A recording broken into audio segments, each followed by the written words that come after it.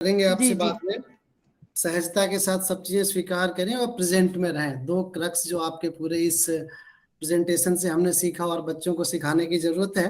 हम इसी से जुड़ा हुआ एक और बहुत ही महत्वपूर्ण टॉपिक जो हमारा है ऑटिज्म। कल विश्व ऑटिज्म दिवस था, उस पर काफी सारे प्रोग्राम्स भी हुए। डॉक्टर जफर मिनाई हमारे साथ जुड़े हुए हैं, director Ummeed group of child development centres at Bhopal, Bilaspur और नागपुर। विजिटिंग डेवलपमेंट पीडियाट्रिशियन है अपोलो बिलासपुर में। महर्षि दधीची अवार्ड 2009 में आपको मध्य प्रदेश शासन द्वारा मिशन डिसेबिलिटी रिडक्शन के लिए दिया गया था। डिसेबिलिटी रिडक्शन पे आप काफी काम करते हैं। ऑटिज्म वास्तव में क्या होता है और इसको किस प्रकार क्या कंट्रोल किया जा सकता है, अगर एक लेमैन की भाषा में बात करें तो मानसिक स्वास्थ्य की वह दशा जिसमें पीड़ित व्यक्ति किसी दूसरे व्यक्ति से संवाद स्थापित न कर पाए या कर पाए तो समझ न पाए, इस स्थिति को या इस दशा को हम ऑटिज्म के नाम से परिभाषित करते हैं। विस्तार से ऑटिज्म से जानेंगे हम डॉक्टर साहब से। Over to you doctor Zafar Minai. धन्यवाद कृपाशंकर जी।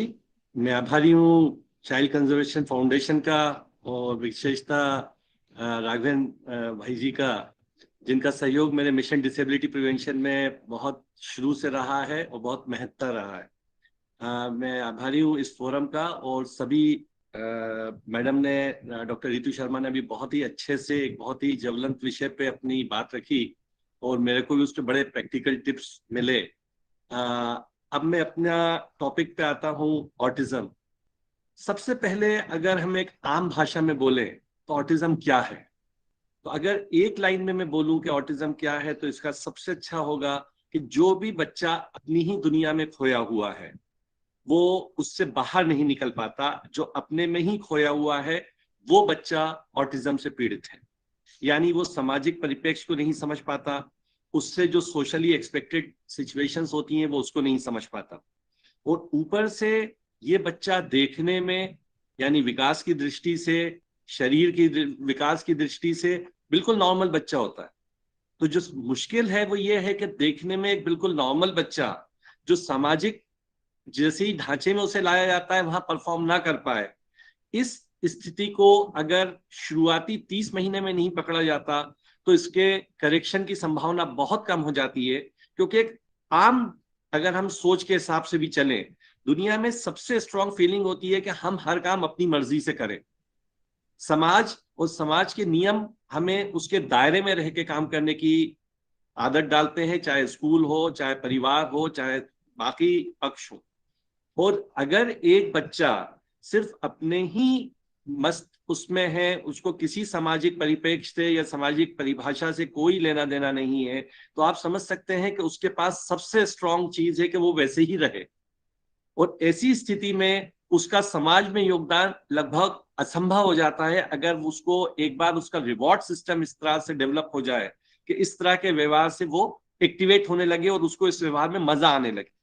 ये एक ऐसी लत है जिस तरह से किसी ड्रग एडिक्ट के लिए उसका रिवॉर्ड सिस्टम जब एक बार एक्टिवेट हो जाता है तो रिहेबिलिटेट करना बहुत डिफिकल्ट होता है। इसी प्रकार इन बच्चों का होता है। तो सबसे इंपॉर्टेंट है हम सबके लिए इन बच्चों को अर्ली डिटेक्ट करना, अर्ली पकड़ना।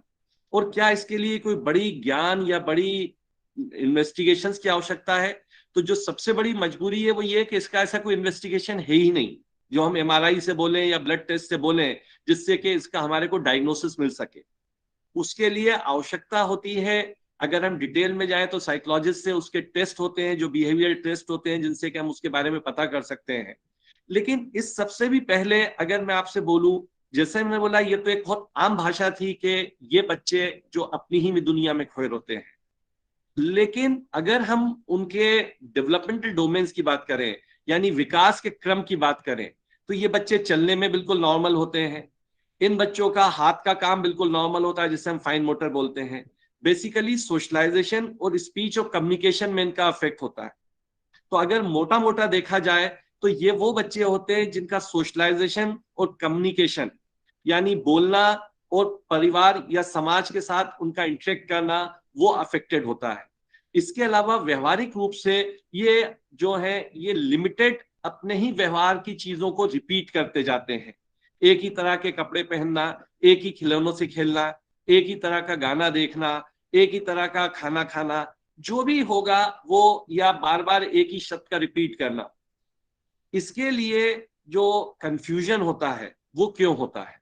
कंफ्यूजन इसलिए होता है कि 1/3 बच्चे इनमें से बिल्कुल नॉर्मल डेवलपमेंटल मेंटल एज के होते हैं, यानी उनका मेंटल रिटार्डेशन उनमें नहीं होता।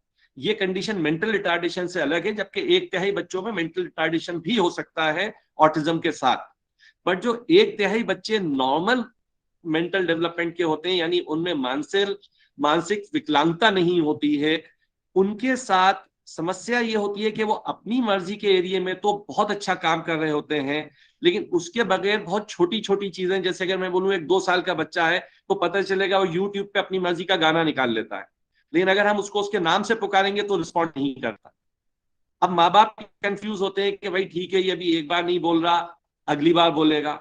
फिर वो, क्योंकि वो बहुत बड़ा काम कर रहा है, वो 3 साल का काम कर रहा है, वो 4 साल का काम कर रहा है, उसकी मर्जी का गाना बजता है, वो 2 कमरे दूर से भाग के आ जाता है या पहली मंजिल से नीचे भाग के आ जाता है, वो सुनने लगता है। लेकिन जब सुनता है तो उसमें इतना खो जाता है कि वो वापस, हम उसको कितना भी बुलाने की कोशिश करें तो रिस्पॉन्ड नहीं करता। इसके अलावा वो अपने नाम को रिस्पॉन्ड नहीं करता। 1/3 बच्चों में, लगभग 35% बच्चों में एक जो बड़ी इंपॉर्टेंट चीज है जो 1 से 2 साल के बीच में पकड़ी जा सकती है, वो है पहले बोलना शुरू करना। यानी वो माँ बाप, पिता माता, जो भी हम घर में बोलते हैं, पापा मम्मी, वो ये शब्द बोलना शुरू करते हैं और 14 से 16 महीने के बीच में लगभग बोलना बंद कर देते हैं। फिर चाहे बाद में वो वापस बोलना शुरू करें। वो 1 साल में लगभग नॉर्मल नमस्कार करना, टाटा करना, बाय करना, ताली बजाना शुरू कर देते हैं, पर बाद में 16 महीने 14 महीने के आसपास उसे बंद कर देते हैं। तीसरा जो है वो है प्ले एक्टिविटीज, यानी शेयरिंग करना। हमारी एक मानव की बहुत इंपॉर्टेंट डेवलपमेंट की आवश्यकता होती है अपने व्यवहार या अपनी चीजों का शेयर करना। अगर हम परेशान हैं तो उसके विषय में बात करना, अगर हम खुश हैं तो उसको शेयर करना। इन बच्चों की समस्या ये होती है, ये बेचारे अपनी चीजों को किसी भी तरह से शेयर नहीं कर पाते, और ये तीनों फैक्टर्स इंपॉर्टेंट होते हैं शुरू के 2 साल में। इसके अलावा कुछ सेंसरी इश्यूज होते हैं, यानी ये बच्चे आंख से आंख नहीं मिलाते।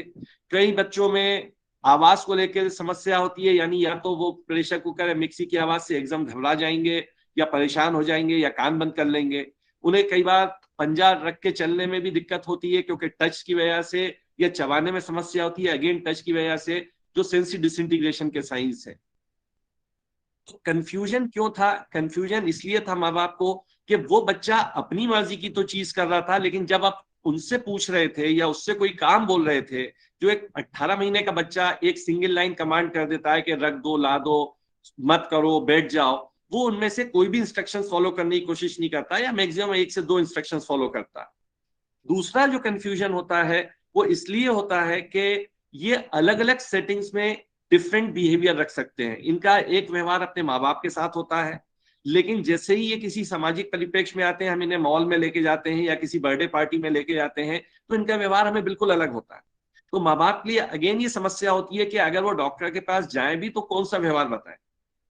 सबसे बड़ी चीज, ये सारे विषय इसलिए सिग्निफिकेंट है कि जैसा मैंने आपसे बोला कि वर्ल्ड में 2 स्टडीज हुई जो लगभग बहुत बड़ी स्टडीज थी, 40,000 से ज्यादा बच्चों पे की गई, जिसमें यह देखा गया कि अगर इन सिम्टम्स को हमने लगभग 30 महीने से पहले आइडेंटिफाई किया और इन बच्चों को इन जो डेफिसिट्स हैं या जिन एरियाज में उनको डिफिकल्टीज हैं उनमें सपोर्ट किया, तो लगभग 30% बच्चे जो हैं वो बिल्कुल नॉर्मल हो सकते हैं। और ये एक बहुत बड़ा फिगर है, क्योंकि आज वर्ल्ड में 1% जो जनसंख्या है वो ऑटिज्म से पीड़ित है, और उसकी समस्या इसलिए और विकराल रूप धारण कर ली कि कोविड में हम लोग अपने आप में बंद हो गए।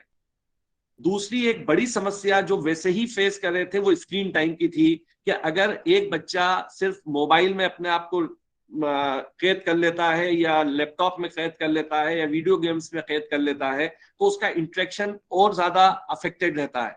और कोविड में क्योंकि हमारा बाहर निकलना बंद था, स्कूल्स बंद थे, तो जो सोशल इंटरेक्शन की संभावनाएं थी वो और ज्यादा इन बच्चों पे इफेक्ट की। तो जो बॉर्डर लाइन केसेस थे जिनमें ये समस्या बॉर्डर लाइन थी, वो भी बढ़ के काफी मॉडरेट लेवल पे हम लोग को देखने को मिल रही है। तो अगर मैं आपसे बोलूं कि हम किसी सिंपल 3 क्वेश्चन से, किसी माँ से कोई भी इंसान अगर करे, उसको ये पता चलता है कि वो बच्चा नहीं बोल रहा है या उसका व्यवहार थोड़ा अलग हटके है, तो हम अगर सिंपल 3 क्वेश्चन माँ बाप से पूछते हैं और माँ उसका आंसर देती है, जिसमें पहला क्वेश्चन है कि हम माँ से पूछें कि क्या आप इसके बोलने से संतुष्ट हैं, और अगर माँ का आंसर है नहीं है, तो दूसरा सवाल, क्या ये पहले बोलता था बाद में इसने बोलना बंद किया। तो यहीं पे हमें क्लियर हो जाता है कि हमारा एक प्रॉब्लम एरिया जो है वो कम्युनिकेशन का है। दूसरा समाज से जो हमें सवाल करना है वो ये है कि क्या आपको ऐसा लगता है कि ये व्यवहार में अपनी ही दुनिया में खोया रहता है और इसमें भी कहीं ये बाकी चीजें जो इसकी मर्जी के बाहर की होती हैं ये नहीं करता है। तो यूजुअली इसमें इमीडिएटली माँ का रिस्पॉन्स आता है कि हाँ डॉक्टर साहब, हमें ऐसा फील होता है कि सिर्फ अपने एरियाज में काम करता है, अपनी मर्जी की चीज करता है, अपने ही व्यवहार से कंफर्टेबल रहता है। इसके अलावा अगर हम कुछ भी बताने की कोशिश करते हैं, समझाने की कोशिश करते हैं, तो ये बिल्कुल भी कंफर्टेबल नहीं रहता, बल्कि रोने लगता है, चिल्लाने लगता है, जमीन पर सर पटकने लगता है, अलग अलग तरह के टेंट्रम्स या अपनी तरफ व्यवहार खींचने की कोशिश करता है। ऐसे में साइकोलॉजिस्ट का ये दूसरा एरिया है जो हम आइडेंटिफाई कर सकते हैं इसी स्टेज पे। तीसरा है कि ये आपकी 10 में से कितनी बात मानता है, और ये मैं 2 से 2.5 साल के बच्चों के लिए बता रहा हूं या 3 साल तक के बच्चों के लिए बता रहा हूं। अगर माँ का रिप्लाई है कि वो 10 में से 2 से ज्यादा बात नहीं मानता, और इसमें इंपॉर्टेंट है कि वो बात डांट के ना बोली जाए, किसी लालच के साथ ना बोली जाए, या किसी ऐसे विषय पे ना हो जिसपे बच्चे का लगाव है, यानी वो मोबाइल से बहुत अधिक अटैच्ड है या किसी एक खिलौने से बहुत अटैच्ड है, तो वो काम तो तुरंत करके दे देगा।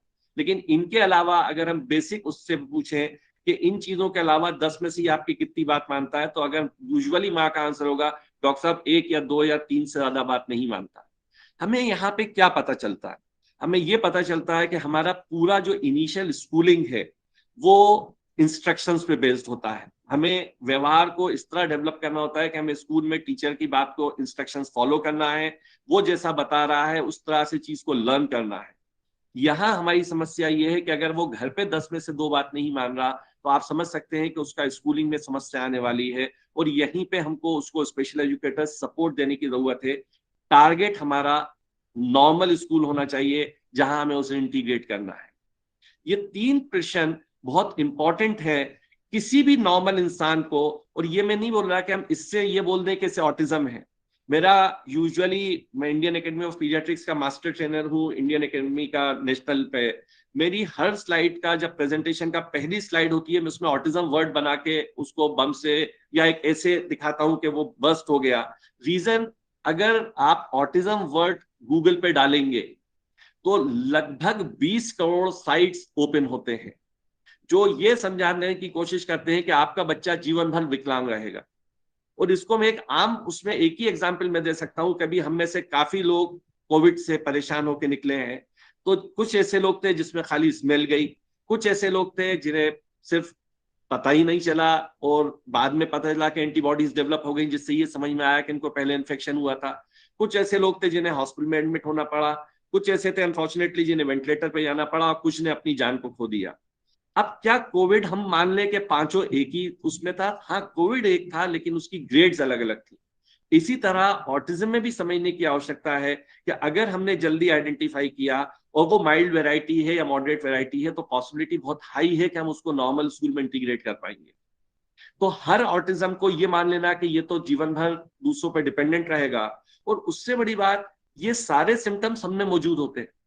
अगर किसी ने हमारे साथ गलत व्यवहार किया, हमने उससे बात करना बंद कर दिया, तो क्या हम ऑटिस्टिक हो गए? किसी ने मेरे से पैसे लिए वापस नहीं किए, मैंने उसे देखना बंद कर दिया, तो क्या हम ऑटिस्टिक हो गए? तो ऐसा नहीं है। या हम मॉर्निंग वॉक पे जाते हैं तो सबको क्या नमस्ते या गुड मॉर्निंग करते चलते हैं, या मुन्ना भाई एमबीबीएस की तरह सबको प्यार की झप्पी देते हैं? नहीं, ये सारे व्यवहार नॉर्मल नहीं है। तो हम उम्मीद करें कि हम किसी ऑटिज्म को ऐसा ट्रेन कर देंगे कि वो सबका दोस्त हो जाएगा, सबको नमस्ते करेगा या सबके साथ खेलेगा, ये संभव नहीं होता है।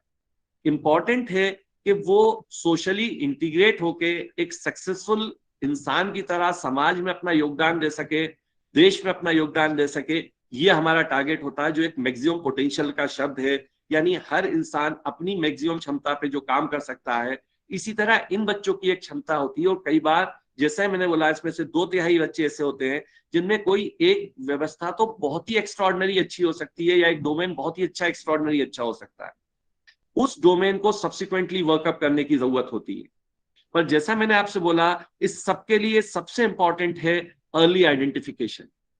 वरना अगर आइडेंटिफाई नहीं हुआ और उनका रिवॉर्ड सिस्टम उन्हीं के व्यवहार से एक्टिवेट होने लगा, तो फिर ये समस्या बड़ा रूप धारण कर लेती है और इनको बाद में संभाल पाना लगभग बहुत मुश्किल हो जाता है। और एक परिवार के लिए डेफिनेटली वो बहुत ही चैलेंजिंग सिनेरियो है, बहुत ही विकट स्थिति है।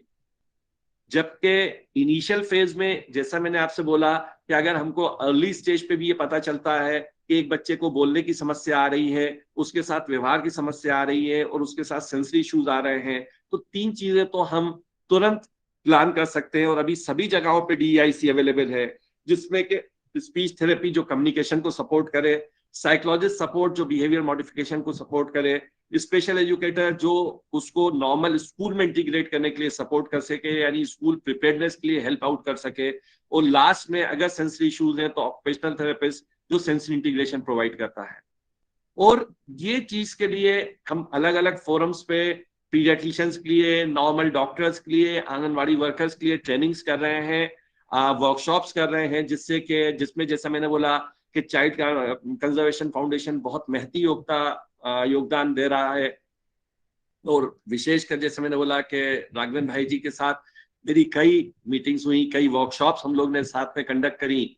और मैं आभारी हूँ मध्य प्रदेश गवर्नमेंट का भी कि जिन्होंने मुझे एडवाइजर लेके न सिर्फ महर्षि दधीची पुरस्कार से मुझे पुरस्कृत किया था, बल्कि हम स्टेट लेवल पे दूरस्थ अंचलों पे वीडियो कॉन्फ्रेंसिंग के माध्यम से ई इंटरवेंशन यही सर्विसेज ब्लॉक लेवल पे प्रोवाइड कर रहे हैं। इस सबका उद्देश्य सिर्फ एक है कि ये बच्चा जो भी इस महान देश में पैदा हुआ है वो अपनी महानता के साथ, अपनी मैक्सिमम पोटेंशियल के साथ अपना योगदान इसके विकास में दे सके और वो एक समाज का अभिन्न अंग बन सके। और जैसा मैंने बोला कि अर्ली आइडेंटिफिकेशन उसमें बहुत बड़ा योगदान दे सकती है। अगर कोई बच्चा नहीं हेल्दी आइडेंटिफाई हो पाया है तो क्या सब कुछ खत्म है? नहीं, ऐसा नहीं है। उसके पास भी उसकी एक क्षमता है। हाँ, हमको ये आइडेंटिफाई करना होगा, किसी की स्पोर्ट्स में हो सकती है, किसी की जो है वो अलग तरह के म्यूजिकल इंस्ट्रूमेंट में हो सकती है, और अलग व्यवहार में बहुत एक्स्ट्राऑर्डिनरी अच्छा हो सकता है। फिर हमको उसको ग्रूम करना होता है, उसके लिए उसको ट्रेन करना होता है, जिससे कि वो उस डोमेन के साथ अपना समाज में एक पॉजिटिव योगदान दे सके। मुख्यतः ये मेरे हिसाब से एक जनरल फोरम पे अगर हम इतना समझ पाए कि ऑटिज्म जो है वो एक व्यवहार की, कम्युनिकेशन की, और जिसमें कहना चाहिए व्यवहार में भी रिपीटेशन की, बार बार एक ही चीज पे अड़े रहने की जो एक बच्चे की संभावना होती है या इस तरह का एक उसमें प्रेजेंस होता है जो उसको उसके मैक्सिमम पोटेंशियल पे जाने से रोक रहा होता है, इसको आइडेंटिफाई करना, उसको एक मल्टी डिसिप्लिनरी टीम जिसमें के जैसा मैंने बोला कि साइकोलॉजिस्ट इंडियन गजेट नोटिफिकेशन में है कि एक Indian scale for assessment of autism है, जिससे कि हम इन बच्चों का डिटेल्ड असेसमेंट कर सकते हैं। ईसा है, उसके बाद इंक्लेन टूल है जिससे हम इन्हें सर्टिफाई करते हैं, और अभी जो नई विकलांगता की लिस्ट आई है उसमें ऑटिज्म को इंक्लूड किया गया है दिव्यांगजनों की, जिससे कि अब उनको सरकारी पूरी सुविधाएं भी उपलब्ध हैं उनके पुनर्वास के लिए, उनके नॉर्मल इंटीग्रेशन के लिए। और जैसा मैंने बोला, हमारा मेन टारगेट इनिशियली होना चाहिए कि जैसे ही 1.5 साल पे अगर हमें पता चलता है कि कोई बच्चा आंख से आंख नहीं मिला रहा है, बीच बीच में पंजे उठा के चल रहा है, अपने नाम को रिस्पॉन्ड नहीं कर रहा है, कुछ बोलना शुरू किया था बाद में बोलना बंद कर दे रहा है, कुछ बच्चों के साथ मिक्सअप कर रहा था बाद में वो भी नहीं कर रहा है, या अपने में ही बातें रिपीट करता जा रहा है, तो वो सिम्टम्स ऐसे हैं जो हमारे को इम्पॉर्टेंट है कि हम उसको फिर डिटेल्ड साइकोलॉजिस्ट या डेवलपमेंटल पीडियाट्रिशियन या बाल रोग विशेषज्ञ से उसके विषय में बात करें, उसका प्रॉपर असेसमेंट हो। लेकिन हम सिर्फ डायग्नोसिस के लिए वेट ना करें। ये जो प्रॉब्लम लिस्ट है अगर मौजूद है तो हमारा सबसे इंपॉर्टेंट जो योगदान होगा वो उन्हें एम्पावर करना होगा, यानी थेरेपी स्टार्ट करना होगा। मैं हमेशा बोलता हूँ ये मलेरिया या टाइफाइड नहीं है कि डॉक्टर साहब ने अगर पहले डायग्नोसिस ये नहीं बनाया कि ये मलेरिया था या टाइफाइड था तो मलेरिया की जगह गलती से टाइफाइड की दवाई दे दी।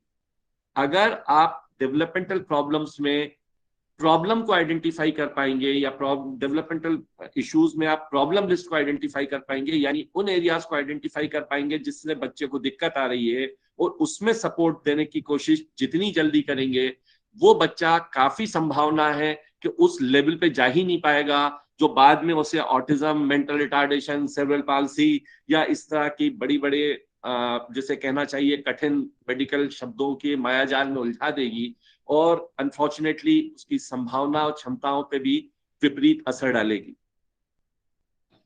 इस सबके साथ जैसा मैंने बोला कि इन बच्चों में कुछ और भी दिक्कतें होती हैं। अगर शुरुआती संभावनाएं नहीं होती हैं तो फिर बच्चे नॉर्मल स्कूल में नहीं पढ़ पाते हैं। इसके अलावा एक तिहाई बच्चों में जैसा मैंने बोला मंदबुद्धिता हो सकती है।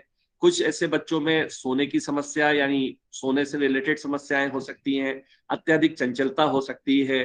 कुछ बच्चों में साथ बच्चों की मिक्सिंग की जो समस्या है उसके साथ एक दूसरे को मारना या इस तरह का एक व्यवहार की समस्या हो सकती है। अगर ऐसी कुछ संभावनाएं या समस्याएं हैं तो उसके लिए हमको साइकेट्रिस्ट मदद की आवश्यकता लग सकती है, जिससे हम उनको काफी हद तक के हेल्प आउट कर सकते हैं। एनी स्टेज, जैसा मैंने बोला, वो कोई भी स्टेज हो, आइडियली हमारी कोशिश होना चाहिए कि हम एज ए वॉलंटियर इन बच्चों को 2 साल से पहले आइडेंटिफाई कर लें, वहीं से इनकी मदद करना शुरू कर दें। एक बार मदद स्टार्ट हो गई, देखें अगर आवश्यकता लगती है तो फिर साइकोलॉजिस्ट से हम डिटेल्ड इवैल्यूएशन करा लें और टारगेट ये हो कि जितना जल्दी हो हम इन्हें प्ले ग्रुप, आंगनवाड़ी, जो भी घर के पास छोटी स्कूल की संभावना है, जो भी उसका नाम हम बोलना चाहें, प्ले ग्रुप बोलना चाहें, किंडरगार्टन बोलना चाहें, तुरंत उन बच्चों के साथ वहां, ताकि ये बच्चों में मिक्सअप हो सके। हमें स्क्रीन टाइम बिल्कुल 2 साल तक इस्तेमाल नहीं करना है। इस चीज को बहुत इंपॉर्टेंट वे में as a message, as a mission हमें लेके चलने की आवश्यकता है, क्योंकि वो हमारे इंटरेक्शन को फर्दर रोकता है और बच्चे को अपने में ही आत्म केंद्रित होने के लिए मजबूर करता है। बाई डायरेक्शनल यानी अगर वीडियो कॉल पे बात की जा रही है वो स्क्रीन टाइम में नहीं आता, क्योंकि वो इंटरेक्टिव होता है। स्क्रीन टाइम से जो हमारी सोच है वो ये है कि अगर वो सिर्फ बैठ के मोबाइल देख रहा है, उसमें गाना देख रहा है या उसमें राइम्स देख रहा है, कई बार लोग बोलते हैं डॉक्टर साहब देखिए वो उससे पोएम याद कर रहा। मैंने बोला पोएम आप जब बताते हैं तो हर बार एक अलग फेस बना के बताएंगे, एक अलग तरीके से बताएंगे। ये एक ही वे चीज को बार बार रिपीट कर रहा है जो उसके व्यवहार में और एकरूपता लाता जा रहा है या नेगेटिव व्यवहार को रीइंफोर्स कर रहा है।